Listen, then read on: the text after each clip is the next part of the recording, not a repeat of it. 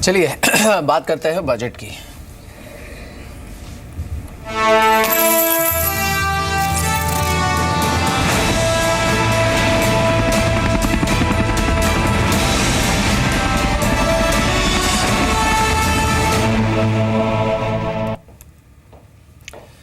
तो बजट पर बात करते हैं। हमारे साथ मेहराबून ईरानी तो है ही, अब सुदीप भी हैं और हमने ख़ास बातचीत की थी इनफैक्ट केंद्रीय मंत्री धर्मेंद्र प्रधान और साथ ही केकी मिस्त्री से भी। लेकिन मेहराबून, पहले मुझे आपसे एक सवाल पूछना है।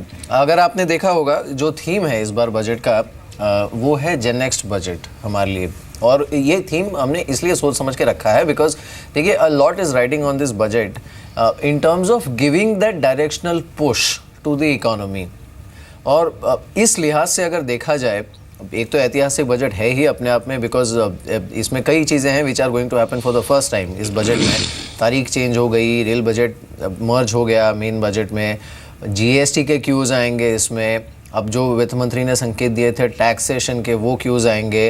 The world is looking at this budget in terms of reforms and all. आपको लगता है कि ये जो डायरेक्शनल पुश इस बजट से एक्सपेक्टेड है वो डिलीवर हो पाएगा? I suppose so.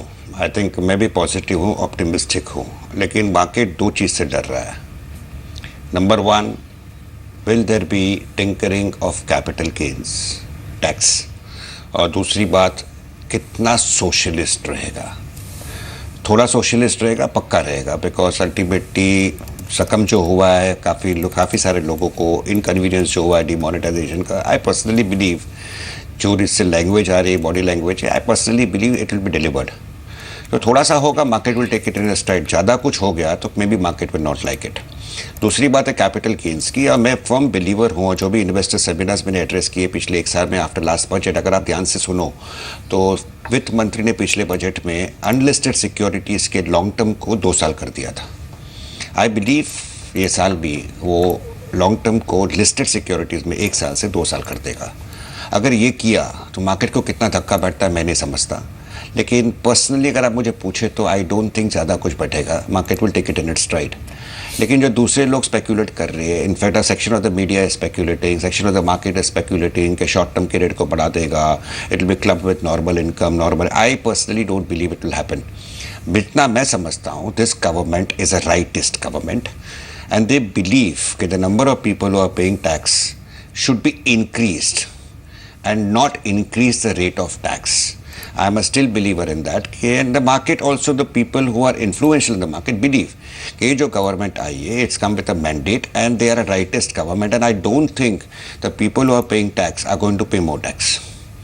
तो जो भी होगा टिंकरिंग होगा। I believe that if it's within control market accept करता है तो ठीक है, बट कैपिटल गेन्स को जो थोड़े लोग कहते हैं कि शॉर्ट टर्म को रेट बढ़ा देगा, ये सब हो जाएगा, तो I am quite sure market will have a big setback. और दूसरा, अगर ज़्यादा ही पॉपुलिस्ट हुआ ऑल्सो मार्केट में not like it. But on the whole direction wise आपने जो पूछा, quite confident that it will be in the direction in which we take the next step forward towards progress as a country.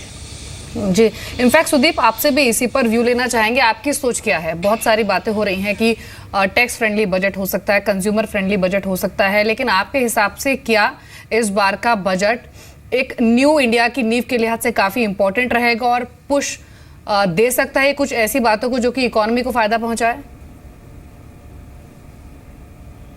Ji, budget बहुत ही महत्वपूर्ण रहेगा। मेहरबून जी ने बहुत सारे points cover किए हैं। मैं और एक डिफरेंट एस्पेक्ट पे आपका ध्यान ड्रॉ करना चाहूँगा। देखिए, डीमोनेटाइजेशन का असर इकोनॉमी पे जरूर आया है। हम लोग डिबेट कर सकते हैं कि कितना नेगेटिव है, कितने क्वार्टर में we will come back to our old growth rate, but the fact that demonetization has hit growth is undoubtedly correct. अब सरकार will have to do something to bring back the growth, bring back private investment, और जब तक ये private investment market में नहीं आता है, इकोनॉमी में नहीं आता है, तब तक public investment has to support the growth. और इसके लिए ठोस कदम सरकार को लेने पड़ेंगे। या तो इंफ्रास्ट्रक्चर के लिए कुछ ठोस कदम उठाए, या रेलवेज में कुछ, रेलवे सेगमेंट में कुछ ऐसा कुछ मेजर्स रहे। ये बहुत ज़रूरी है अब इकोनॉमी के लिए और मार्केट के लिए। कैपिटल गेन्स और बाकी सारे जो शंका है मार्केट का, वो उस पर जरूर मार्केट का नज़र रहेगा। पर ओवरऑल इकोनॉमी के लिए, ग्रोथ के लिए सरकार को ठोस कदम जरूर लेने पड़ेंगे और उस पर मार्केट का, ग्लोबल इन्वेस्टर्स का जरूर ध्यान रहेगा। लेकिन मेहराबून प्री बजट रैली अगर होनी है मार्केट में, बिकॉज अब देखिए इलेक्शन की डेट्स भी आज अनाउंस हो जाएंगी 12 बजे, अब इसकी संभावना कितनी है? एंड प्री बजट रैली ठीक है स्टॉक्स में होगी शायद, लेकिन एटलीस्ट ऐसा लग नहीं रहा है फिलहाल कि बजट से पहले market on the higher side range के बाहर जाने की कोशिश करेगा।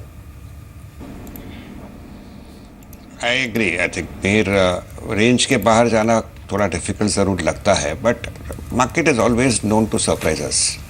I think 10 दिन पहले I think quite a few people were vocal in stating कि we are going to check this 7,500 and 7,200 because जोर इससे मार्केट घट रहा था, जोर इससे we all know, सुदीप जी ने भी कहा कि we all have accepted the fact कि growth is going to be affected, corporate numbers are not going to be good, but market is recovering। अभी ये recovering is happen, is it because of short covering, is it happening कि price already काफ़ी सारे negative discount कर चुके हैं, और is it happening because of a pre budget rally? It's difficult to state, but on the whole I think जैसे मैंने दीपाली जी को भी पहले कह चुका हूँ कि आई पर्सनली बिलीव कि बजट तक market will try to keep its head above water and possibly try to go up a little bit more.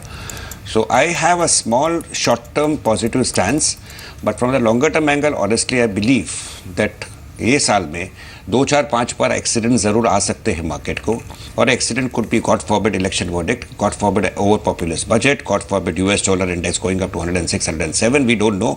So there are a lot of uncertainties to the fore, and by April, May, we will again talk of monsoon forecast के आता है, oil is going up, so there are a whole lot of factors, and I have never seen so many factors in my whole life कि इतने सारे negatives और uncertainties, not negatives, are pondering over us. इसमें से अगर UP election verdict goes in favour of BJP, budget ज़्यादा positive आता है, नेगेटिव नहीं आता है, we could be seeing much higher levels, but at the moment I think pre budget rally के एंगल से I think market will try to go up a little bit more, and I am not very negative till the budget. शुक्रिया मेहराबून आपका, आपने समय दिया जी business को, अपने views आपने रखे मार्केट्स पर, बजट एक्सपेक्टेशंस पर भी। इनफैक्ट मार्केट यही सोच रहा है या फिर यही एक्सपेक्ट कर रहा है कि इस बार का बजट एक ग्रोथ ओरिएंटेड बजट हो। इनफैक्ट बजट एक्सपेक्टेशंस क्या हैं, इस पर हमने HDFC के वाइस चेयरमैन और CEO मिस्टर केकी मिस्त्री से भी बातचीत की, उनकी राय भी सुन लेते हैं। Pro growth budget is very critical. Foreigners have put in large amounts of money into India, so they would look at reforms. They would expect that there is continuation of the process of reform. So I would expect that to continue. But as I said, housing अगर आप देखने को जाए, housing is a huge growth area. In many countries in the world, housing starts is taken as a barometer to gauge the state of the economy. There are something like 276 industries in India, big and small, which depend on the housing sector. So the big ones are the ones who make cement and steel and paint, and jo chote wale hain, that there'll be lots and lots of small industries. It is also a very large employment generator. So I think the Honorable Prime Minister, in very rightly, has paid this huge focus on affordable housing. अभी affordable housing में जो scheme है, the 3% and the 4% subsidies, there the limit on the subsidy amount is on 9 lakhs and 12 lakhs, which is absolutely fine. But usme we need to now define the scheme to say what can be the loan amount on which the subsidy will be on 9 lakhs or on 12 lakhs, but what would be the loan amount? Can it be a higher value loan? Can there be a restriction based on the size of the property, so it gets channeled to the right sources? So ये सब focus मेरे हिसाब से budget में, with the budget will look at these things.